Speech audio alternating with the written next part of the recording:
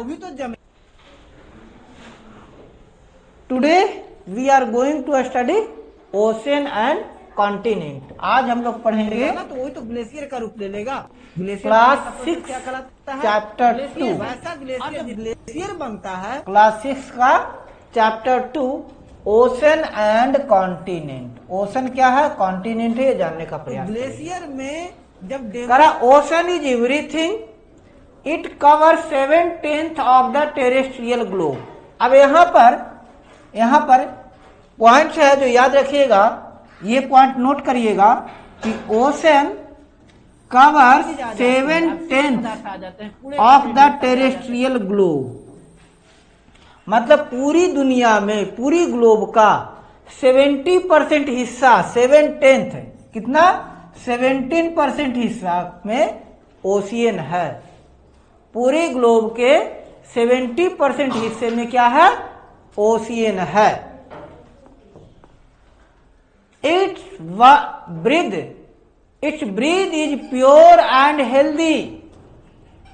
Breathe is pure and healthy मतलब वहां की हवा बहुत ही शुद्ध होती है, बहुत ही हेल्दी होता है, स्वास्थ्यप्रद होता है।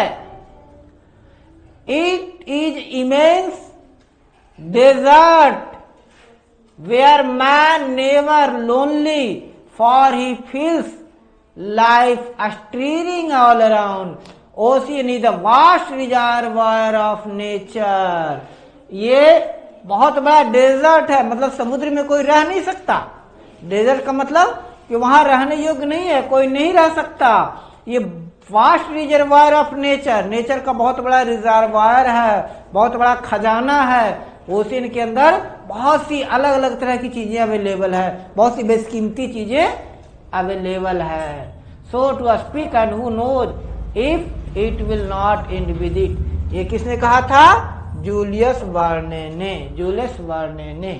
तो यहां से पॉइंट केवल ये याद रखिएगा, ocean covers 7/10 of the terrestrial globe. अब देखिए ये पूरा, ये क्या है अपना, ये अर्थ है। क्या है ये, अर्थ है। ये अपना अर्थ दिख रहा है, ब्लू कलर का दिख रहा है। ब्लू कलर का क्यों दिख रहा है आपका अर्थ, अपना ये अर्थ ब्लू कलर का क्यों दिख रहा है, तो it is due to the presence of water. इसीलिए अर्थ को ब्लू प्लैनेट कहा गया है। अर्थ को क्या कहा गया बेटा, ब्लू प्लैनेट। क्या कहा गया बेटा जी, ब्लू प्लैनेट। क्या, ब्लू प्लैनेट। क्यों कहा गया, due to presence of, 5 class में नोट करेगा, due to presence of water, presence of water. It looks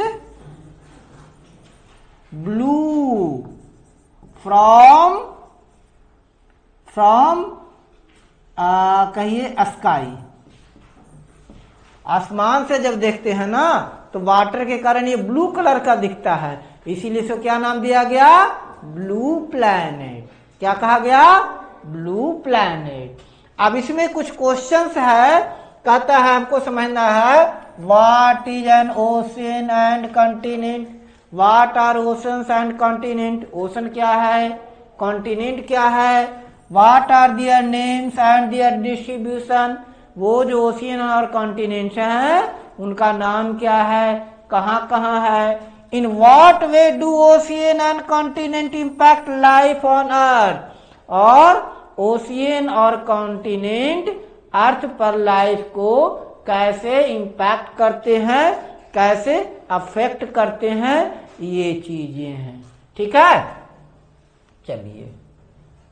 the earth seen from space है ना, लूनर रिकॉन्शियस ऑर्बिटर ने लिया था। The view created on the Pacific Ocean with Africa to the left, India to the part of Asia. ये Pacific Ocean का view है, किसका है, पैसिफिक ओशियन। इसके लेफ्ट में इंडिया है, लेफ्ट में अफ्रीका है, राइट में इंडिया है।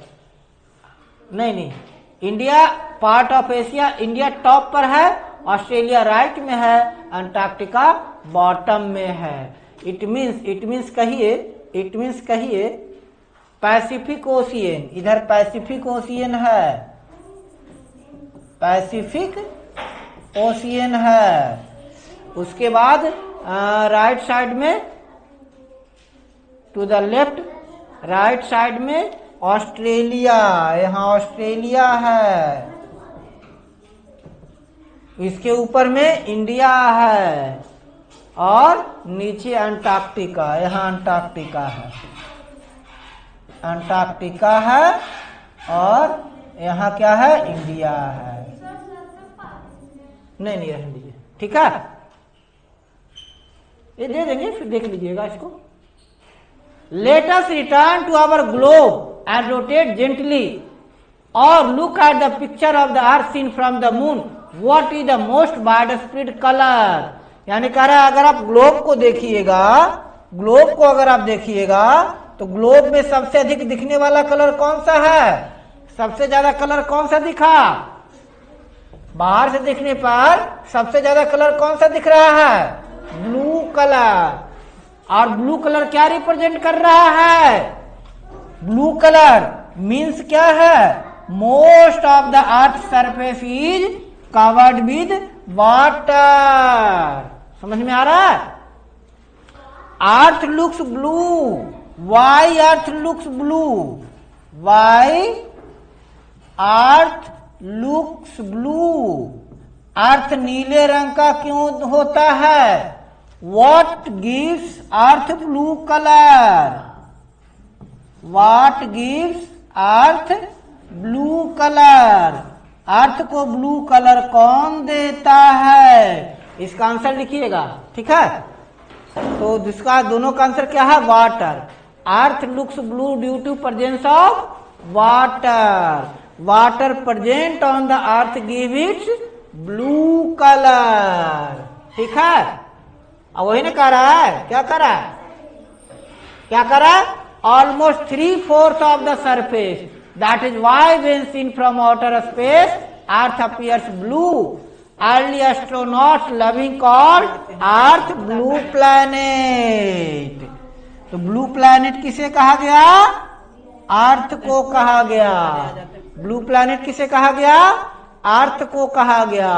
क्यों कहा गया, क्योंकि अर्थ ब्लू कलर का दिखता है। ब्लू कलर का क्यों दिखता है, क्योंकि इस पे काफी अधिक पानी है, वाटर है। अब यहां एक डेफिनीशन आया है, किसका डेफिनीशन आया है, ओशन। ओशन क्या होता है, व्हाट इज ओशन। तो कहता है largest water bodies on the globe are called ocean. Globe के जगह पर आप अर्थ लिख लीजिएगा, ग्लोब के जगह पर क्या लिखिएगा, अर्थ। क्या नोट कीजिएगा, largest water bodies on the earth are called ocean. Earth पर पाया जाने वाला लार्जेस्ट सबसे बड़ा वाटर बॉडी क्या कहलाता है, क्या कहलाता है, ओशन कहलाता है। But in the picture of the earth you can see at least one color, brown। अब कह रहा है मैप या ग्लोब पर ब्राउन कलर किसी से क्या रिप्रेजेंट किया जाता है, land which covers 1/4 of the globe, यानी 30%। अब कह रहा है कि on the map water bodies are represented with blue colour, represented with blue colour. Earth पर वाटर बॉडीज को ब्लू कलर से रिप्रेजेंट किया जाता है। And land masses are represented using brown color। ठीक है बेटा, लैंड मास को किस कलर से रिप्रेजेंट किया जाता है? ब्राउन कलर से। ज्योति मिस लो पढ़ो, किस कलर से? किस कलर से?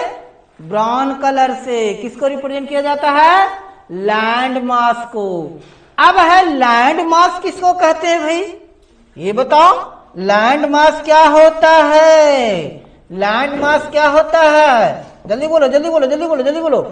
करा large body of land. Land mass क्या है?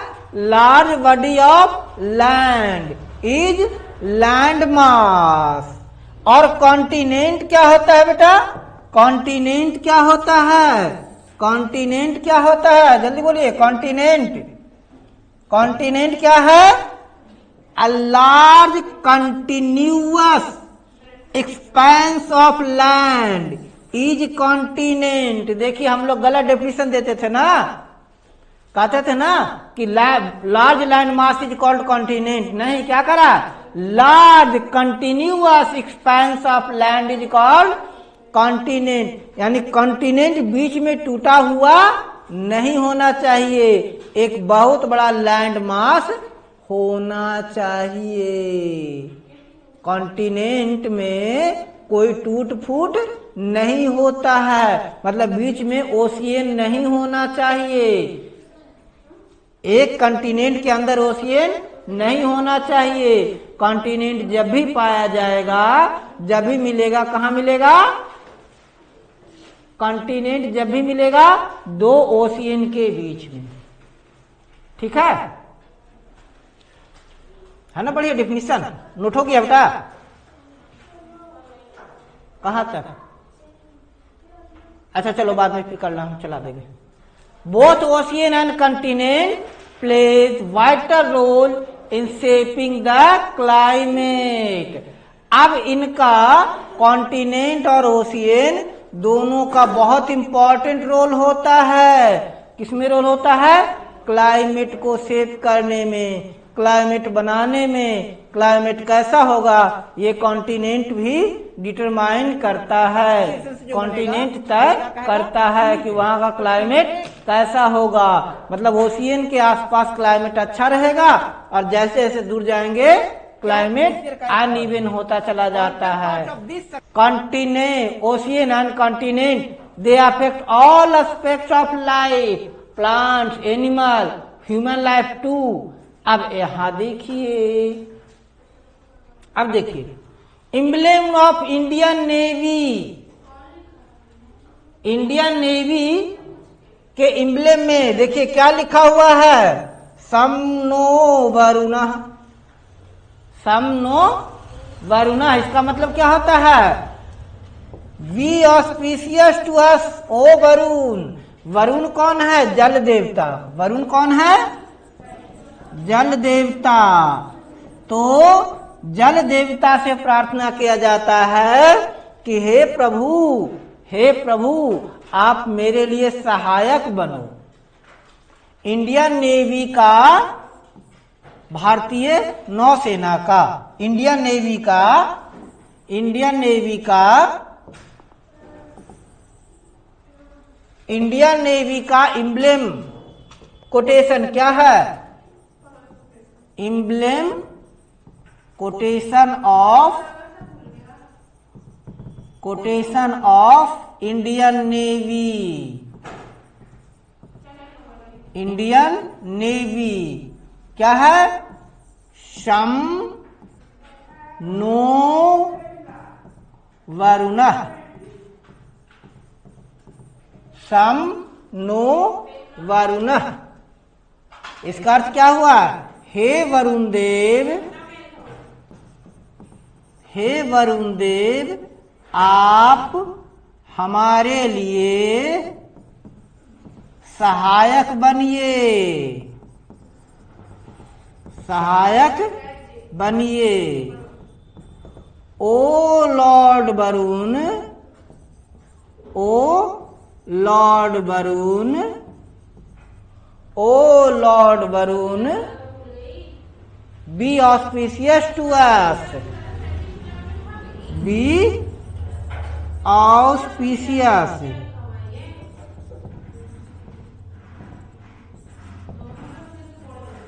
Auspicious to us. ठीक है, ये वैदिक डायटी एसोसिएशन। वरुण कौन है? वरुण कौन है? वैदिक डायटी ऑफ ओशियन। ये भी याद रखिएगा, वरुण कौन है? वैदिक डायटी ऑफ ओशियन। समुद्र के देवता वरुण है। समुद्र के देवता कौन है? वरुण है। तो हमारे इंडियन नेवी का एम्ब्लेम कोटेशन है, ब्रह्म वाक्य है, ओ वरुण देव आप हमारे लिए सहायक बनिए, आप हमारी सहायता कीजिए। ठीक है, चलिए आगे बढ़ते हैं। इसको फिर नोट कर लीजिएगा, दे देंगे।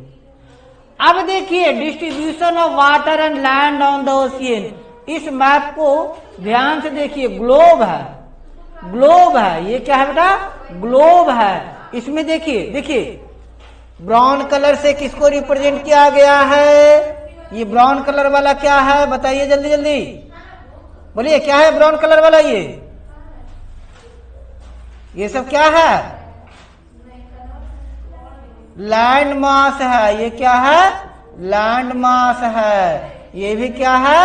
लैंड मास है, लैंड मास है, लैंड मास है ये। और बाकी ये क्या है?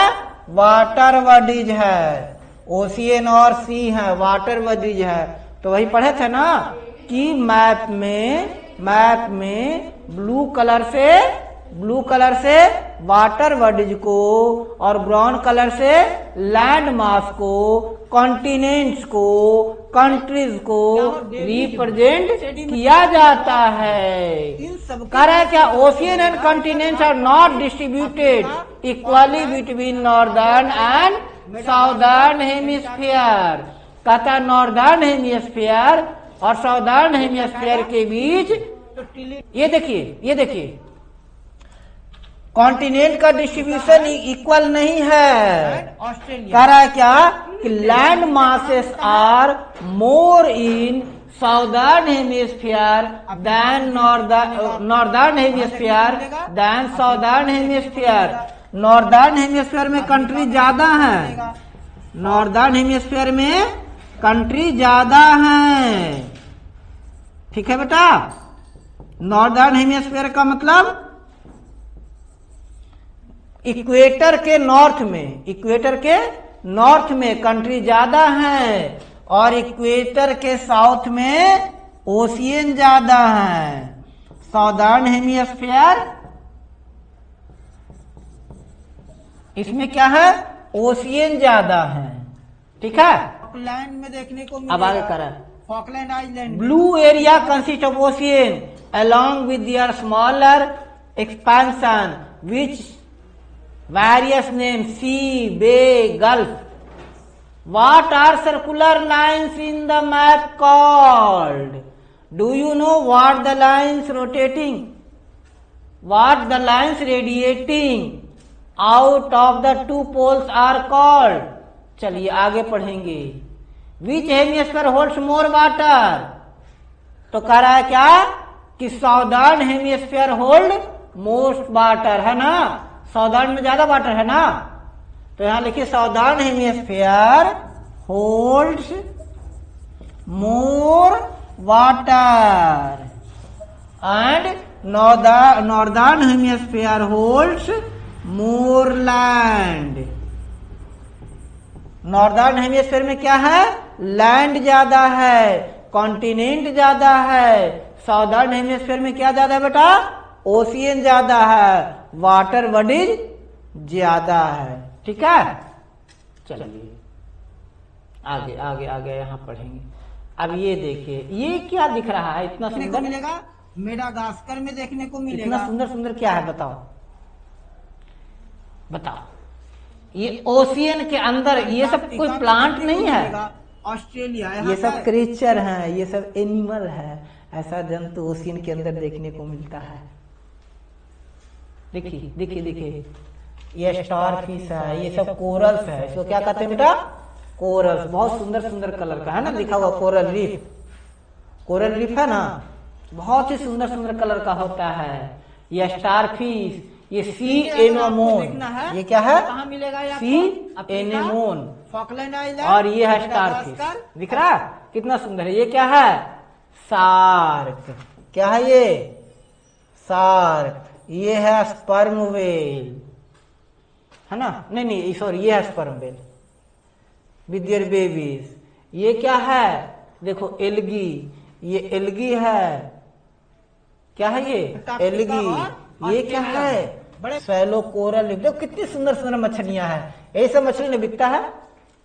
ये सब मछली देखे हुए बिकते हुए एक्वेरियम में, बहुत से लोग रखे हुए रहते हैं पानी में, घर में रखे हुए रहते हैं ना ये सब। तो ये सब क्या है? ओशियन में आराम से मिल जाता है। ये क्या है? टर्टल, पानी में रहने वाला टर्टल है। ये क्या है? पेंगुइन। क्या है? देखो हमारा अर्थ कितना ब्यूटीफुल है ना, कितने ब्यूटीफुल कलर्स हैं ओशियंस में, अर्थ में, लैंड पर। ये सब ओशियन का है ना। ये देखो पोलर रीजन का आ गया। चलो आगे कहता है, ocean together hold most of the water available on the planet, but this is sea water. Ocean contain sea water. क्या है?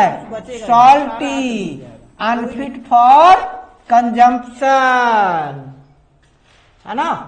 तो लिखिए लिखिए, अल्दाऊ, अल्दाऊ 70% of the earth is covered with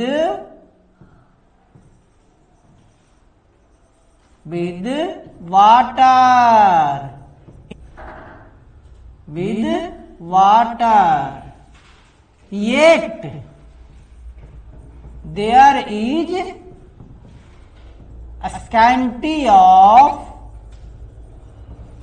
water on the earth. Why?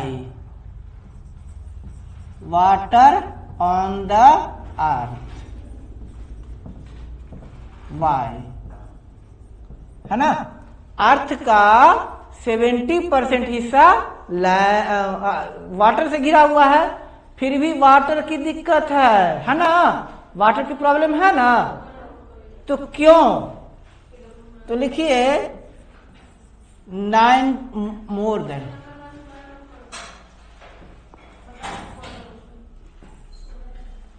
more than 90% of water present on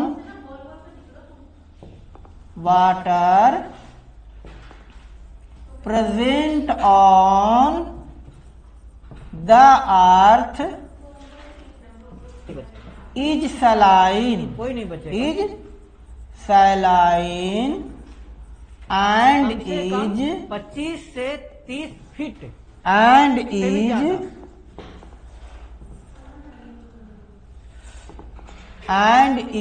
पानी ऊपर हो जाएगा। unfit for 30 से 35 feet use due to the presence of पानी ऊपर चला जाएगा, जमा हो जाएगा। many salts and minerals, salts and minerals, सही बचेंगे। hence ग्लेशियर्स हैं तो ग्लेशिएशन hence ये लिख लीजिएगा, hence there is का प्रोसेस कंटिन्यू है, आज भी ग्लेशिएशन का process. scanty of water scanty of water, ये हो गया। ठीक है, देखिए लिखा हुआ है ना, जारी है। क्या लिखा हुआ है? ग्लेशिएशन का process consumption by most land animals. On the other hand fresh water makes up a very small proportion of the planet's water।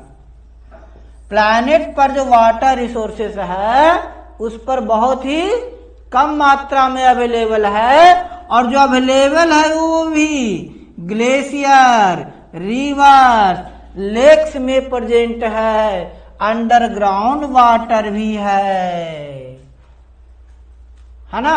यानी जो वाटर प्रेजेंट भी है उनमें से मोस्ट ऑफ वाटर या तो ग्लेशियर के रूप में है, या तो ग्लेशियर के रूप में है, आइस के रूप में है, ये रिवर्स में है, ये लेक्स में है, अंडरग्राउंड भी है, जिसके कारण हमारे यहाँ वाटर की स्कैंटी है, पानी की दिक्कत है, वाटर की प्रॉब्लम है।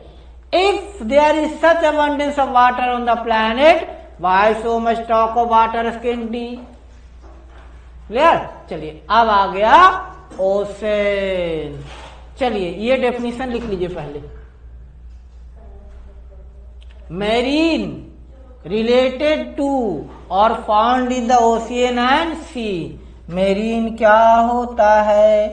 फ्लोरा और फौना। तो मैरीन का मतलब हो गया related to, found in ocean and sea, और saline water. Saline water, saline water. अब कह रहा है क्या? मैरीन का मतलब हो गया खारे पानी में मिलने वाला, चाहे वो एनिमल हो या प्लांट हो, जो कुछ भी खारा पानी में मिलता है, सैलाइन वाटर में मिलता है, क्या कहलाता है? मैरीन। फ्लोरा प्लांट और life of particular region in region. किसी भी रीजन में पाए जाने वाले प्लांट को क्या कहते हैं? फ्लोरा। और किसी भी रीजन में पाए जाने वाले एनिमल्स को क्या कहते हैं बेटा? फौना। तो यहाँ आ गया फ्लोरा और फौना। चलिए अंटार्कटिका, ऑस्ट्रेलिया। अब आपके लिए आज के लिए वर्क है। देयर आर 5 ओशियन ना, Pacific ocean, Atlantic ocean, Indian ocean, Arctic ocean, southern और अंटार्कटिक ओशियन। अब इनके बारे में कुछ फैक्ट। लार्जेस्ट ओशियन कौन सा है?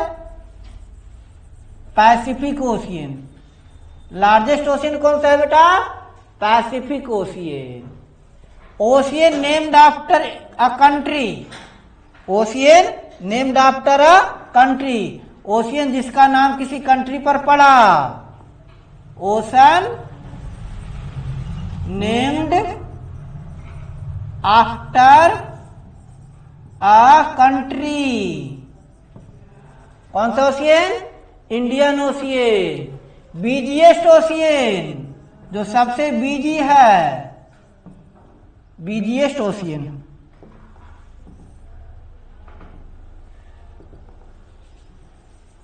बिजिएस्ट ओशियन कौन सा ओशियन है? Atlantic ocean. सबसे ज्यादा मिला है तो कह रहा ये बिजी है। Oldest ocean Arctic and Antarctic, तो ये हो गया। ठीक है, ये 7 ओशियन। तो आपके लिए आज के लिए इतना ही। आप लोगों को मैप पर सारे ओशियन को मार्क करना है। ठीक है, होमवर्क में सारे ओशियन को मार्क करना है। हम अब उसके बाद में नेक्स्ट क्लास में बात करेंगे।